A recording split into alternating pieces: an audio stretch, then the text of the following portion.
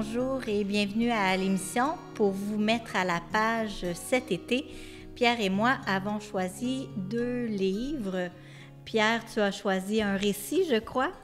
Un récit, d'abord de Anne-Charlotte Demestre, et c'est le titre qui m'a d'abord accroché, Liturgie sous Prozac. Oh, alors on entend souvent des non-initiés que la liturgie, c'est long. Est-ce que tu es en train de nous dire, ou est-ce que l'auteur est en train de nous dire qu'il faut prendre du Prozac pour vivre une belle liturgie? Pas du tout, c'est plutôt l'inverse. Comme tu l'as mentionné, il s'agit d'un récit lié à, malheureusement, un abus. Non pas un abus sexuel, ni psychologique, mais ce qu'on pourrait dire un abus religieux. L'auteur est d'abord captivé par la liturgie d'une nouvelle communauté. C'est par la liturgie qu'elle entre en communauté, tellement elle est séduite par le chant, par le déploiement de la liturgie. Pour l'instant, je vais taire le nom de la communauté, les lecteurs le découvriront. Et elle s'embarque dans cette aventure sans trop savoir, sans trop connaître. Elle y restera pendant 9 ans. Et un jour, il y a un déclencheur qui fait en sorte que, alors qu'elle commence à s'interroger sur sa propre vocation, c'est là qu'arrive, si je peux m'exprimer ainsi, l'abus.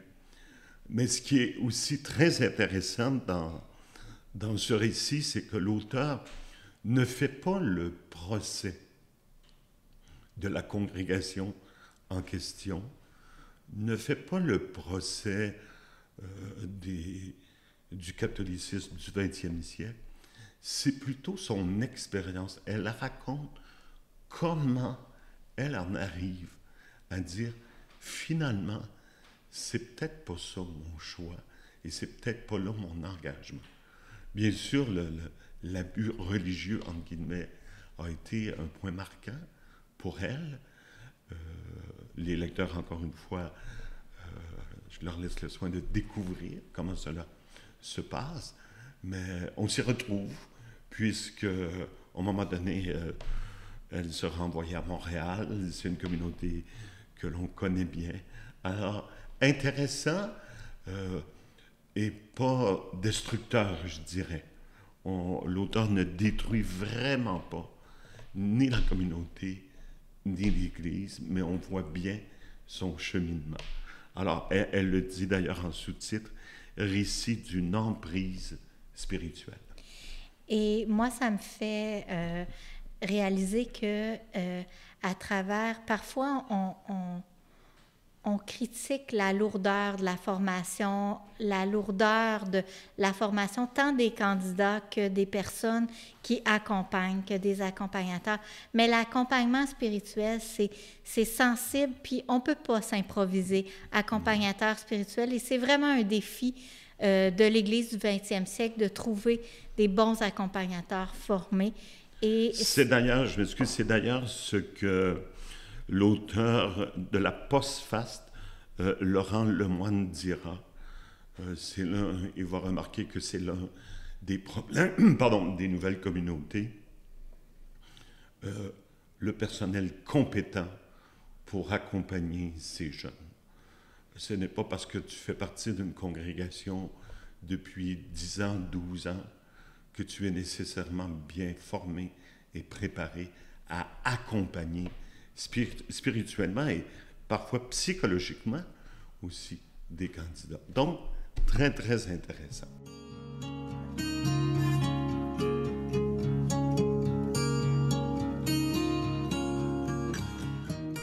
Si je vois le livre que toi, tu as lu ces derniers jours, donc une facture un peu spéciale, ça ressemble plus à un album de famille. On est donc dans l'ordre d'une autobiographie, si je comprends bien, et c'est un peu lié à ta famille. Oui, en fait, c'est une grande tante qui avait envie de faire connaître à ses enfants, à ses petits-enfants et à ses arrière-petits-enfants les langages de l'amour qu'elle a découverts dans sa vie. Donc, Madame Ghislaine Brodeur-Racine, qui a voulu donner des racines et des ailes à sa famille. Mais ce qui est intéressant pour nous, particulièrement, c'est que Madame Racine a été l'une des premières agentes de pastorale, des premières animatrices de pastorale de la région de Granby. Donc, elle a commencé à travailler en pastorale dans les années 1975. Elle travaillait déjà à cette époque, elle a fondé un mouvement pour les mères chefs de famille, donc les mères célibataires qui avaient vécu un divorce ou la mort de leur conjoint. Donc, c'est quand même intéressant de voir comment, dès les années 70-80, cette femme-là a été engagée dans l'Église. Elle a été engagée au diocèse aussi comme animatrice régionale. Dans un domaine très particulier également. Oui, elle a été de... 6 ou 8 ans. Oui, 6 ans, de 86 à 92, animatrice à la prison de Waterloo, donc au centre de détention de Waterloo. Et on l'appelait Madame Curé des détenus. Alors, comment, à travers son expérience de vie et de foi, les deux s'entremêlent. Moi, je trouve que c'est intéressant pour voir l'implication des laïcs, des femmes, auxquelles on a laissé la place déjà dès les années 70 dans notre Église. Pour avoir parcouru quelques pages, je trouve ça même intéressant qu'elle souligne, elle tient à indiquer animatrice de pastorale en milieu carcéral, rémunérée par le diocèse de Saint-Hyacinthe. Alors, ça dit aussi une certaine couleur de notre diocèse qui, à l'époque, avait déjà pas peur d'engager des femmes. Des femmes, ça me semble être une femme de grande conviction, mais je trouvais ça intéressant qu'elle tienne à le souligner, rémunérée par le diocèse de Saint-Hyacinthe. Et lorsque je lui ai téléphoné pour lui demander la permission de présenter son livre à notre émission, elle a tenu à me dire qu'elle en avait seulement fait imprimer 100 copies pour donner à sa famille, mais qu'elle a été obligée rapidement d'aller en réimpression pour une centaine d'autres copies. Alors, ce n'est pas un livre qui est en librairie, mais s'il vous intéresse, vous pouvez me contacter au diocèse et je vous mettrai en contact avec l'auteur. C'est un livre qui vaut une vingtaine de dollars. Alors voilà, une belle lecture d'été qui permet de voir comment les femmes des années 40, 50, jusqu'à maintenant, elle a 88 ans, donc ont vécu leur foi et comment ça s'est entremêlé dans leur vie et dans leur engagement. Alors, c'est aujourd'hui notre dernière émission de la saison, mais cependant, nous allons vous retrouver sur les ondes de Zéphyr Télé dans un contexte fort différent dès le mois de septembre. Vous avez sans doute entendu parler que bientôt, le 11 septembre, nous allons vivre la célébration de la dédicace de la cathédrale de Saint-Hyacinthe. C'est une grande célébration.